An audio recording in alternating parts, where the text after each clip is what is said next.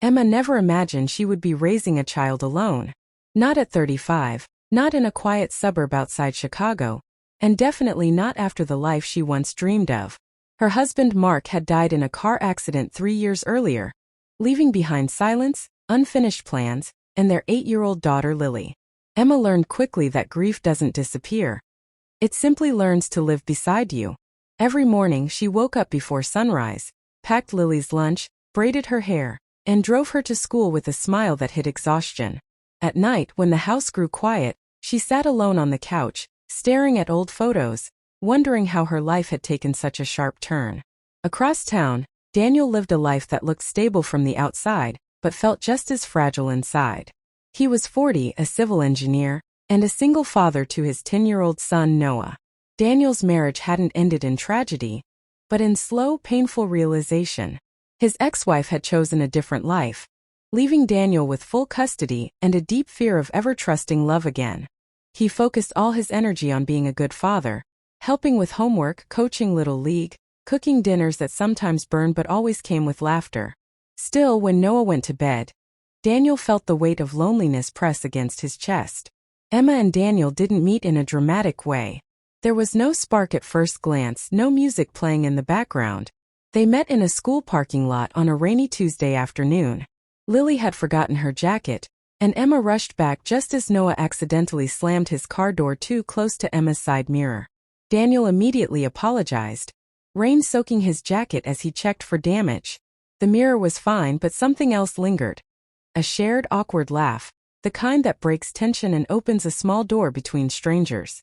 Over the next few weeks they kept running into each other. PTA meetings, school plays, weekend soccer games. They exchanged polite smiles, then brief conversations. Emma learned that Daniel's son loved science and hated vegetables. Daniel learned that Lily dreamed of becoming an artist, and that Emma worked as a freelance graphic designer late into the night. Slowly, without either of them noticing, these small moments began to matter. One afternoon after a long school fundraiser, Emma found herself sitting next to Daniel on a cold metal bench while the kids played nearby. They talked longer than usual, about work, parenting, exhaustion, and the strange feeling of loving your child so much it scares you. Emma surprised herself by mentioning Mark. She hadn't talked about him to anyone new in years.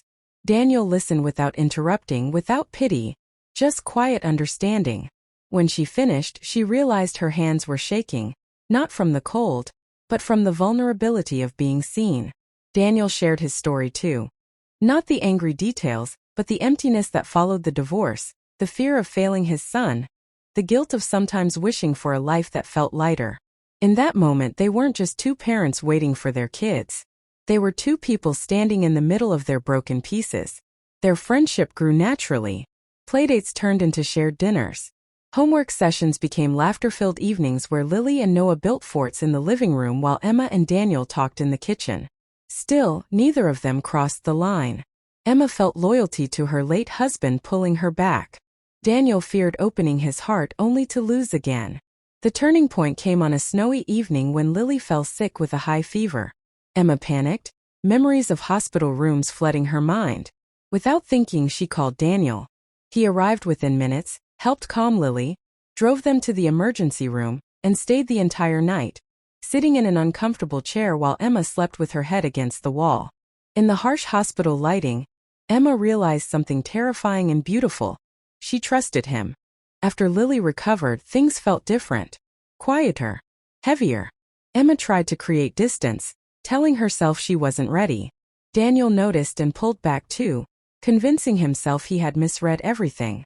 The kids sensed the change before the adults did. Noah asked why Emma wasn't coming over anymore.